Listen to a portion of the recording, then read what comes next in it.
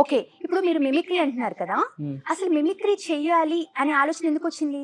అంటే జనరల్‌గా అయితే నేను మా సార్ వాయిస్ చేసేవాడిని.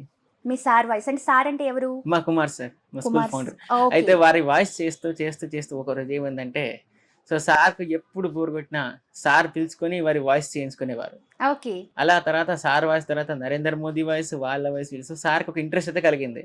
సో, ఎట్లాగైనా అతనికి మిమిక్రీలు పంపాలి, మిమిక్రీ ట్రైనింగ్ ఇప్పియాలనేది సార్ అయితే ఆ గోల్‌గా పెట్టుకున్నారు. హ్మ్.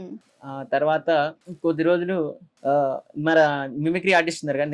నేరెళ్ళ వేణుమాధవ్. హాహాహా! సో, వారి దగ్గరికి పంపించడం జరిగింది. అంటే నేరెళ్ళ వాళ్ళు లేరు. ఎక్స్‌పైర్ అయ్యారు. అవును. వాళ్ళ మిసెసే హ్మ్. నాకు మిమిక్రీ ట్రైనింగ్ అనేది ఇప్పియడం జరిగింది. ఓకే. ఓకే. తను మీకు మిమిక్రీ ట్రైనింగ్ ఇప్పించారు. యెస్. ఓకే. సో, సార్ ఆహ్, చనిపోయిన తర్వాత కూడా మా మేడం ముందుండి కూడా సో, సార్ కోరిక మేరకు 4 మంత్స్ ట్రైనింగ్ ఇప్పించడం జరిగింది. మొన్ననే సర్టిఫికేట్ కూడా